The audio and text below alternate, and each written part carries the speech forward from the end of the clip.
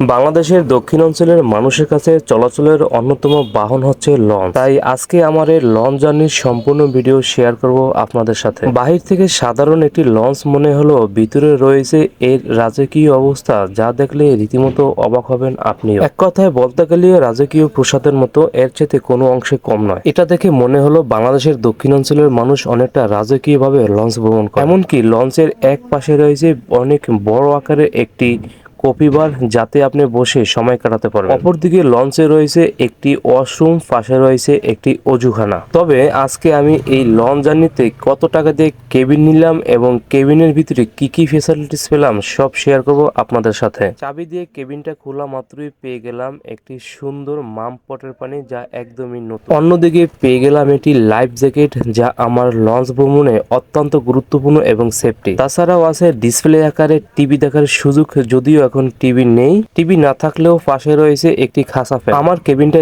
Special হওয়ায় আমি সাথে পেয়ে গেলাম এয়ার কন্ডিশনের ব্যবস্থা। কেবিনে বসে সময় কাটাবো, এজন্য কেবিনের পাশে পেয়ে গেলাম একটি ব্যালকনির ব্যবস্থা। আসসালামু আলাইকুম, চরকুকি ফেসবুক পেজ জোন থেকে সবাইকে স্বাগতম এবং অভিনন্দন। আজকে আমার গন্তব্য আছে ঢাকা থেকে বেতুয়ার উদ্দেশ্যে। তবে আমার লঞ্চটি রাত্র 8টায় ছাড়ার কথা থাকলেও আমি প্রায় অনেকটা আগে ভাগে চলে আসি লঞ্চ ঘাট, কারণ ঢাকার ব্যস্ততম ঘাট সদরঘাটের এতগুলো লঞ্চ একসাথে দেখতে আমার ভীষণ ভালো লাগে। এজন্য প্রতিবারই ঢাকা থেকে যাওয়ার সময় অনেকটা আগেভাগে আমি এই ঘাটে চলে আসি। এদিকে সারিবদ্ধভাবে বাংলাদেশের দক্ষিণ অঞ্চলে যে নৌযানগুলো আছে সেগুলো সাজিয়ে রাখা হয়েছে। টাইম ভেদে এগুলোকে একটি একটি করে এখান থেকে ছাড়া হবে। যেহেতু আমার গন্তব্য আছে ঢাকা থেকে বেতুয়া, সেহেতু আপনারা স্ক্রিনে দেখতেই পাচ্ছেন কর্ণফুলী 13 নম্বর একটি লঞ্চ আছে, সেটি ঢাকা থেকে বেতুয়ার উদ্দেশ্যে ছেড়ে যাবে। তাই আমি বেশি একটা দেরি না করে আগেভাগে কেবিন বুকিং দেওয়ার জন্য উঠে গেলাম কর্ণফুলী 13 নম্বর লঞ্চটিতে। খুব স্বাচ্ছন্দ্যভাবে কেবিনটি বুকিং দিয়ে আমি উঠে গেলাম লঞ্চের ছাদে। আর লঞ্চের ছাদ থেকে পুরো সদরঘাটটার ভিউটা দেখার জন্য অনেকটা বেকুল হয়েছিলাম। লঞ্চের ছাদ থেকে সদরঘাটের দৃশ্যটা দেখলে অনেকটা মনোমুগ্ধকর পরিবেশ বলে মনে হবে আপনারও। আসসালামু আলাইকুম। বেসিক্যালি বিষয় হচ্ছে লঞ্চ ভ্রমণ মানুষ দুইভাবে করে। আজকে আপনাদের দেখাবো যে দুইভাবে যে লঞ্চ ভ্রমণ করে, কিন্তু সেই দুইভাবে কিরকম।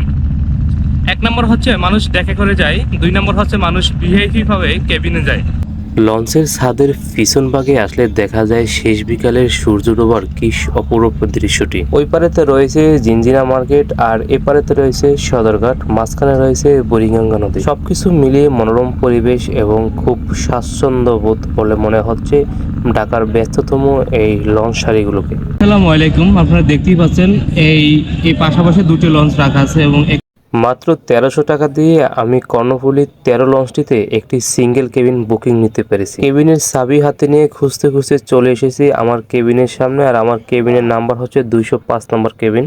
মাশাল্লাহ, 1200 টাকায় খুব সুন্দর একটি কেবিন পেয়ে গেছি। সাথে ছিল কেবিনের পানির পট, তাছাড়া অন্যান্য আরও অনেক কিছু ছিল, যেমন fan, life jacket, air condition ইত্যাদি। এবার চলেন দেখে আসি কেবিন না নিয়ে যেভাবে লঞ্চের ফ্লোরে বিছনা করে থাকা হয়। আসলে কে ভাববে এটি একটি লঞ্চের দৃশ্য, যা একটি রাজকীয় বাড়িকেও হার মানাবে। তৃতীয় তলার সিঁড়ির পাশেই রয়েছে একটি উন্নত মানের টি স্টোর। দ্বিতীয় তলার পিছন সাইডটাতে রয়েছে ভিআইপি রুমগুলো। ভিআইপি কেবিনের দৃশ্যগুলো দেখলে কে বলবে আমি একটি লঞ্চের ভিতরে আছি। চলুন এবার আমরা চলে যাব তৃতীয় তলায়। তাই সিঁড়ি দিয়ে খুব ধীরে ধীরে তৃতীয় তলার দিকে আমরা এগোচ্ছি। তৃতীয় তলার যাওয়ার আগে এর সিঁড়ির যে নান্দনিক ডিজাইনগুলো সেগুলো আমার কাছে অনেক ভালো লেগেছে। লঞ্চের তৃতীয় তলায় এসে দেখি এখানকার অবস্থা আরো অনেক উন্নত। তৃতীয় তলায় রয়েছে বিলাসবহুল একটি কফি হাউস, যা আপনি বসে নদীর সম্পূর্ণ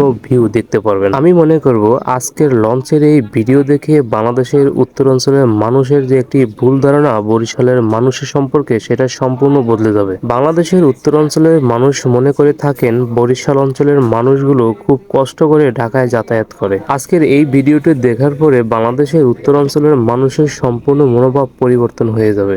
সো গাইস, আজকের ভিডিওটা এই পর্যন্ত ছিল। আমাদের বরিশালের মানুষের লঞ্চ ভ্রমণ যাত্রা আপনার কাছে কেমন লেগেছে তা অবশ্যই কমেন্টে জানাবেন।